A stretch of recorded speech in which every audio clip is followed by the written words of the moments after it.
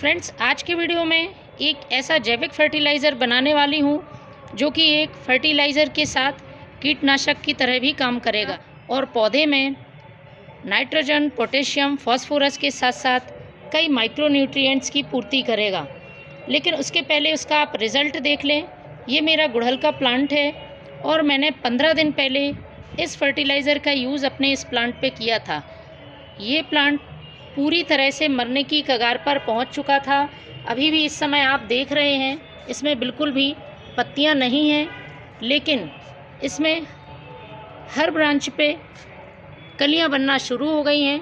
और कलियां ही नहीं, देखिए इसमें फ्लावरिंग भी हो रही है।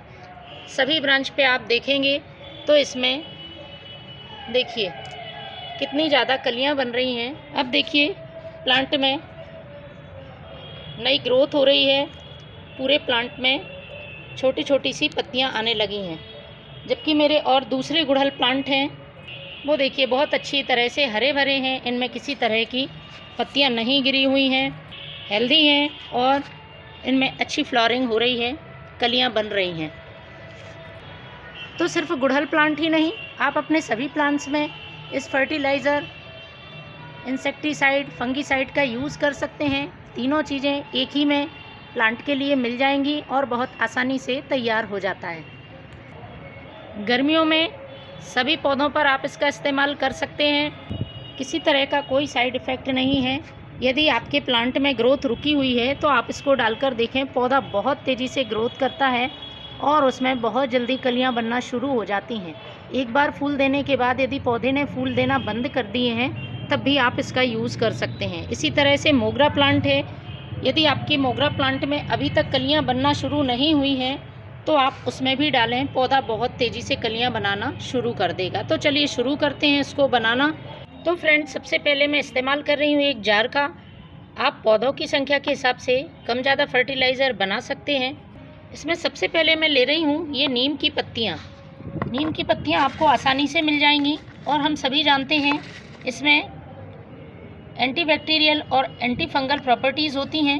प्लांट की मिट्टी में किसी तरह का फंगस है या पौधों पर इंसेक्ट हैं तो उनको ये दूर करने का काम करती है।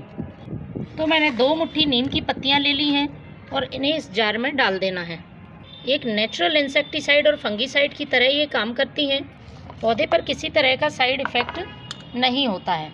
इसके बाद जो दूसरी चीज़ मैं इस्तेमाल करूँगी वो है ये केले का छिलका। मैंने फ्रेश केले के छिलके का इस्तेमाल किया है। 2 केले के छिलकों को आपको छोटे छोटे टुकड़ों में काट लेना है।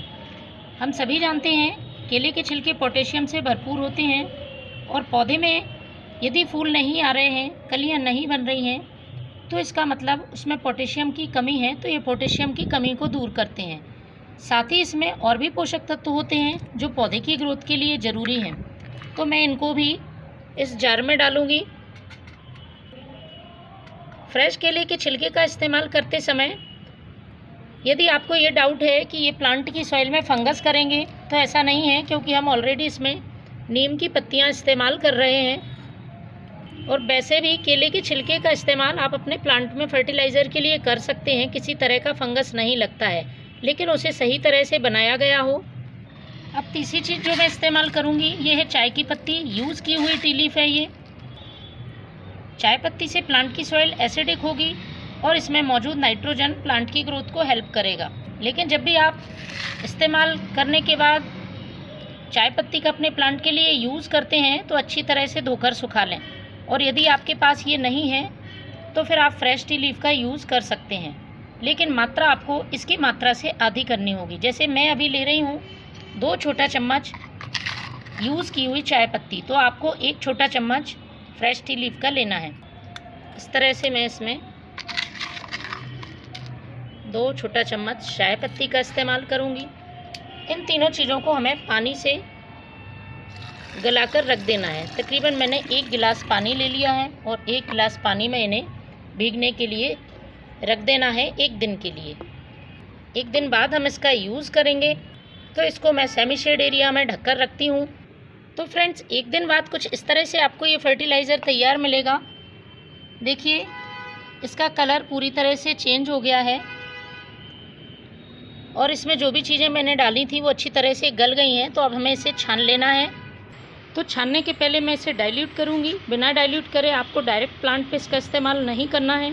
विशेषकर जब आपने इसमें फ्रेश टी लीफ का यूज़ किया है तो बिना डाइल्यूट करे आप बिल्कुल भी ना डालें, और बहुत तेज़ धूप में भी नहीं डालना है। सुबह या शाम के समय आप इसका इस्तेमाल अपने प्लांट पर करें। तो जितना भाग फर्टिलाइज़र का है उसका 5 गुना मैं इसमें पानी मिलाऊंगी। यदि आपने 1 गिलास पानी में ये फर्टिलाइज़र बनाया है तो 5 गिलास सादा पानी मिला लें।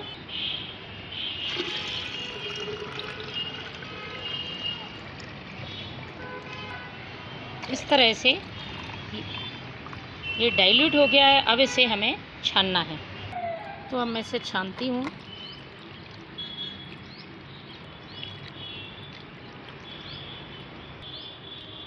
छानने के बाद ये फर्टिलाइज़र हमें मिलेगा। तो अभी मैं इसी गुड़हल प्लांट में इस फर्टिलाइज़र का यूज़ करूँगी, क्योंकि 15 दिन पहले मैंने इसमें ये फर्टिलाइज़र डाला था। तो 15 दिन में एक बार आप इसका यूज़ कर सकते हैं, लेकिन यूज़ करने से पहले मिट्टी की 1 दिन पहले अच्छी तरह से गुड़ाई कर लें। मिट्टी में किसी तरह का कचरा खरपतवार है तो उसको हटा लें, उसके बाद ही आप फर्टिलाइज़र का यूज़ करें। तो फ्रेंड्स, आप भी अपने प्लांट को हरा भरा बनाने के लिए और उसमें ढेरों फूल पाने के लिए इस जैविक फर्टिलाइज़र का ज़रूर यूज़ करें। Thank you.